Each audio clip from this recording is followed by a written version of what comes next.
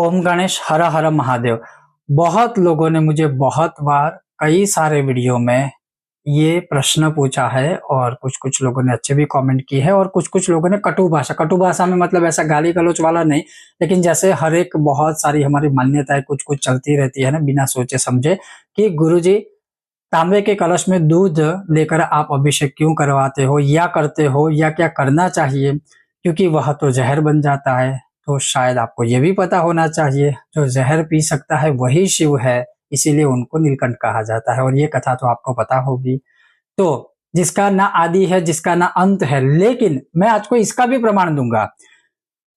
अब वो प्रमाण है क्या कि जब भी आप भगवान शिवलिंग के ऊपर अभिषेक करते हैं या करेंगे, जब भी आप भगवान शिव को स्नान करते हैं या करवाते हैं अर्थात भगवान शिव को स्नान करवाते हैं, तब हम किस धातु का या कौन से पात्र का प्रयोग कर सकते हैं और कैसे, क्या है?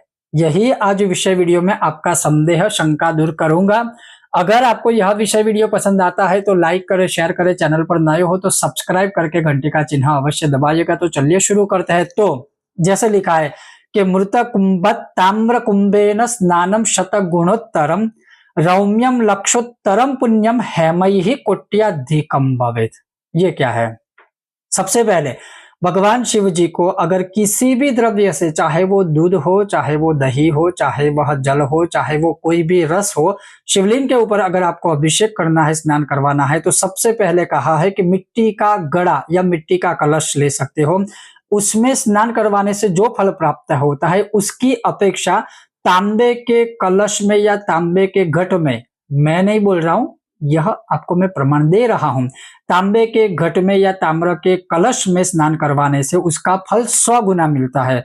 अब उसी की कंपैरिजन में या उसी की अपेक्षा में अगर कोई चांदी के कलश से या चांदी के पात्र से भगवान शिव को अभिषेक करता है तो उसका फल लाख गुना मिलता है। और उसी की अपेक्षा में अगर कोई चांदी से अधिक सुवर्ण ही है तो सुवर्ण के कलश से या सुवर्ण के पात्र से अगर कोई अभिषेक शिवलिंग के ऊपर करता है या भगवान को स्नान करवाता है तो उसका फल जो है वह 1 करोड़ अधिक गुना फल प्राप्त होता है।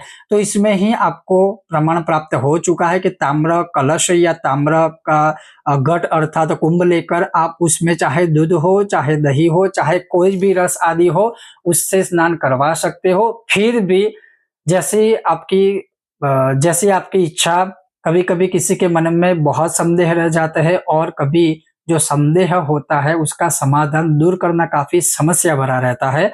और मैं अगेन कहता हूँ कि आप स्वयं ही सोच लीजिए कि जो स्वयं ही नीलकंठ है, जिन्होंने स्वयं ही विष धारण किया था, तो उनको तो ये कोई चीज़ है नहीं। और फिर भी मैं कह रहा हूँ कि ये तो ऑनलाइन प्लेटफ़ॉर्म है, जो आपको आप देख सकते हो, इसलिए आप बोल रहे हो कि ऐसे नहीं करना चाहिए या फिर तांबे के लोटे से या कलश से दूध भर के आपको अभिषेक नहीं करना चाहिए, मतलब ये जनरली बोल रहा हूँ। लेकिन मैं आपको ऐसे ही बड़े-बड़े महादेव हमारे देश में कई जगह पर बताऊँगा, दिखाऊँगा कि जहाँ पर तांबे के कलश में दूध भरकर ही भगवान को अर्पण किया जाता है।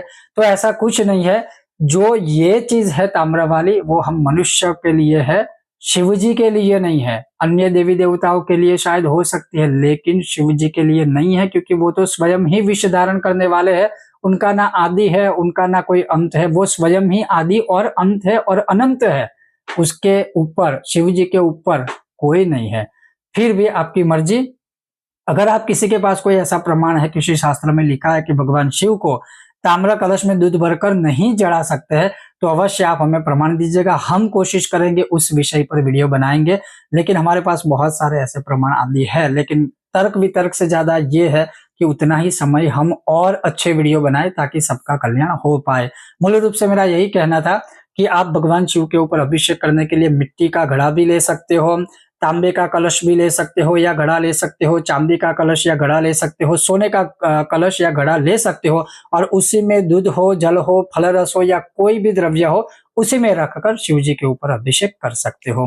तो अपेक्षा रखता हूँ कि आपके मन की यह संदेह या शंका जो थी वह शायद दूर हुई होगी। अगर आपको यह विषय वीडियो पसंद आया हो या आता है तो अवश्य ही वीडियो को लाइक कीजिए, सबसे ज्यादा शेयर कीजिए और चैनल पर नए हो तो सब्सक्राइब करके घंटी का चिन्ह दबाइएगा। बहुत जल्द मिलते हैं नए विषय और वीडियो के साथ, तब तक आप देखते रहिए कर्मकांड बाय आनंद पाठक मेरे साथ। ओम गणेश हर हर महादेव, जय सिया राम।